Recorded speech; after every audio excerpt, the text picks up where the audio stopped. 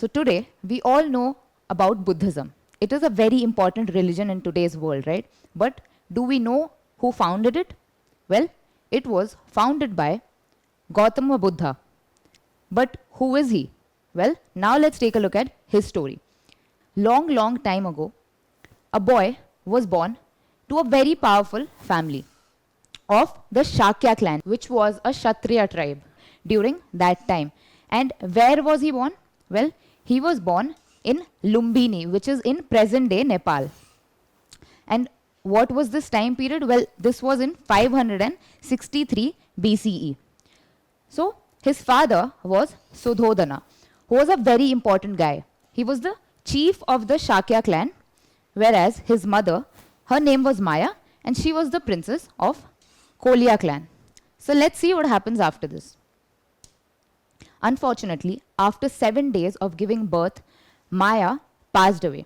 Let's take a look at this sculpture here. Here you can see the birth of Siddhartha Gautama has been depicted, and you can see how other women are also helping Maya, who's there in the center. After the death of Maya, Siddhartha was then raised by his aunt, whose name was Prajapati Gautami.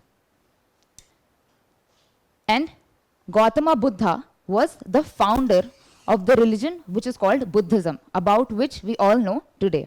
Today, Buddhism is the 4th largest religion in the whole world. So it is a very important religion in the modern world.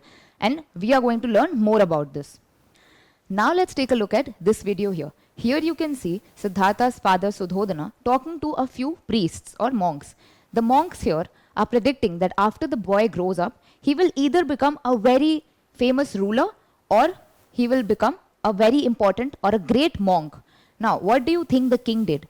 He himself was a ruler and obviously wanted his son to become a ruler as well. So the monks suggested that if the boy was kept away from human suffering, then the boy will not want to become a monk. So let's see what happens next. Siddhartha was given all the luxuries in the world. In fact, it is even said that he was so happy inside his palace that he never even wished to leave it. He was later married to Yashodhara, and who finally gave birth to Rahula, who was the son of Buddha.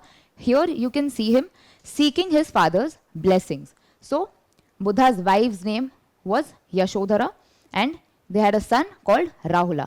But do you think Buddha remained inside his palace for long? One day, Gautama realized that he wanted to go outside the palace and see how other people live their lives, right? However, his father did not want that. But after seeking permission, Gautama left the palace, and once outside, he saw an old man. He did not understand what was happening. So he asked his companion, who is that man and why does he have such wrinkled skin? His companion said that that is an old man. And this is when Gautama realized that at the end of the life, everyone must get old. And then they moved on with their journey. Next on in their journey, Siddhartha saw a man suffering from diseases. Take a look at his face here. So he asked his companion about what was happening. And his companion said that diseases are also a part of life and no one can escape it. And so Siddhartha realizes that everyone must suffer from such diseases. Gautama's third sight was of a dead body. This really moved him. He asked his companion about it. And his companion said that yes, everyone must die at the end. No one can escape death. So Siddhartha asked, even my wife and my father? His companion said yes. Even me? His companion again said yes. And this is when Siddhartha realizes that there is no one who can escape death. They again moved on with their journey.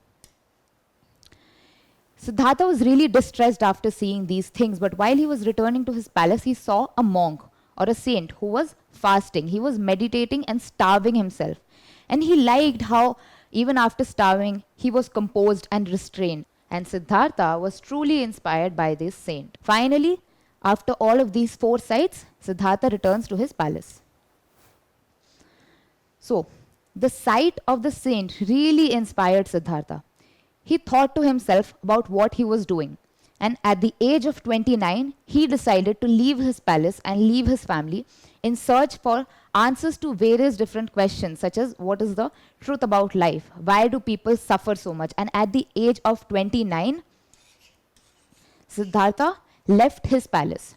Here you can see a sculpture which is trying to show how Siddhartha was secretly escaping his palace. So right here you can see Siddhartha, who is sitting on a horse which has been lifted by other soldiers so that the horse and Siddhartha don't make much sound, as he was trying to escape without his family knowing about it, right?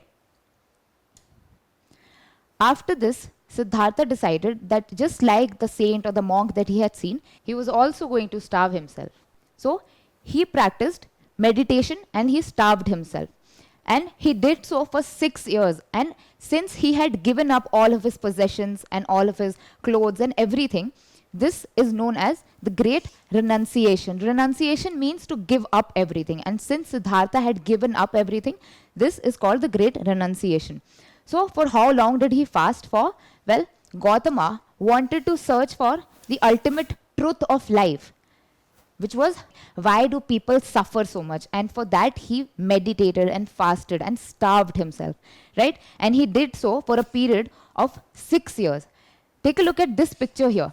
Here you can see how weak his body has become. You can even see his bones and how his stomach has gotten inside, right? So here you can see how for 6 years he was starving. But do you think this continued? However, Siddhartha realized that him starving himself was not going to help anyone.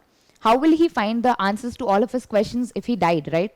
So instead, he decided that he was going to meditate until he gets the answers to all of his questions. And so after 49 days of meditation, he got the answers. He found the causes of the suffering, the human suffering, which was the endless desires of human beings. And so after this point of time, he was the enlightened one. He became Buddha, which meant the enlightened one.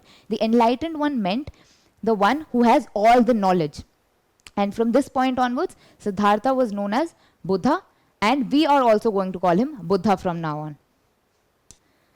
So this is how we get to see that a boy born in a royal family who had all the comfort and all the luxuries in the world ended up leaving all of these things behind to become a monk. And this was the story of Buddha, who finally founded Buddhism, a religion that we all know about even in this day and age.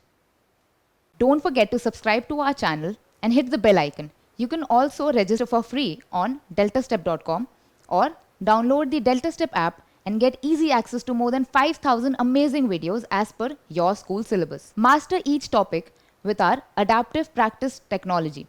Get million+ questions with step-by-step solutions and unlimited mock tests. Get all your doubts resolved instantly. Learn via games and get a chance to win amazing prizes like PlayStations and iPads. So at DeltaStep, learning is not just fun and easy, it's rewarding too. So register for free now.